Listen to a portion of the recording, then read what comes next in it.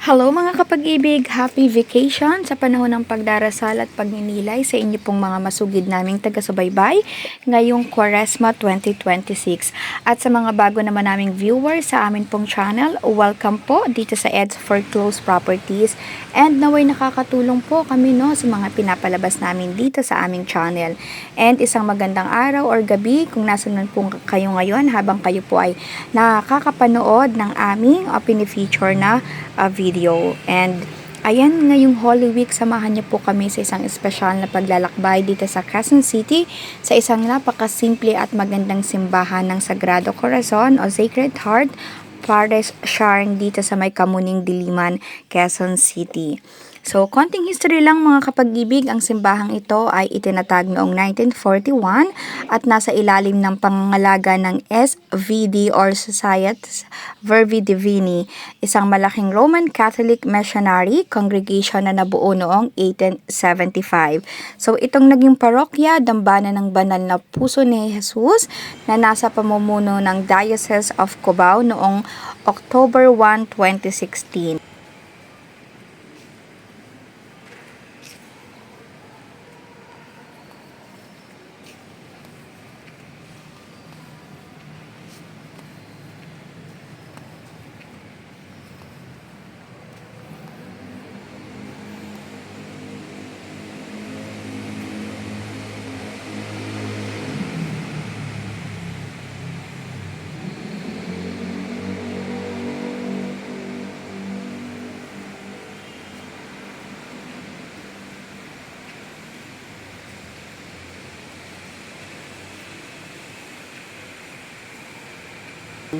Ayan, so kahit saan man kayo magpunta para sa inyong bisita iglesia, ang mahalaga ay ang inyong intensyon.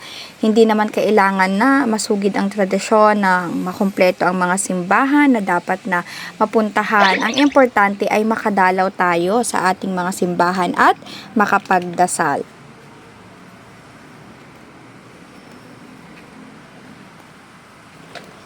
Alam nyo po, napakatahimik, no? Kahit napakasikat na din ang simbahan na ito at nasa gitna ng isang napakaabalang lungsod, ay talagang makakapagdasal ka ng taimtim dito dahil sa katahimikan. Tapos parang bumalik tayo sa panahon ng 1950s, ay yun ang pakiramdam ko. And para itong maliit na simbahan kung titignan sa labas, pero pag pumasok kayo dito sa loob, ay napakalawak din. And mapapansin mo din dito ay lubos na kasimplihan ito at natatangi niyang ganda.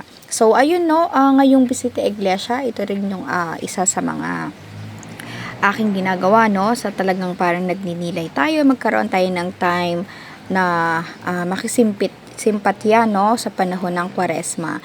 And kahit nasa gitna tayo ng matinding paghihirap sa mga panahon na ito, ang simbahang ito ay patuloy na magpapaalala sa atin sa walang hanggang pagmamahal ng Sacred Heart of Jesus para sa ating lahat.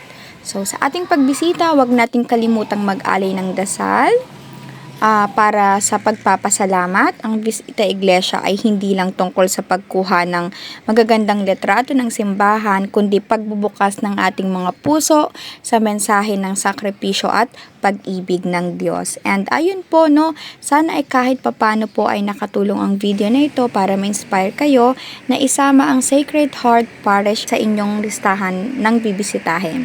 And maraming salamat sa pagsama sa aming munting tour na ito. Please like, share, and subscribe para mas marami pang mahaba pang ang ating maging journey dito. And hanggang sa muli, God bless sa lahat.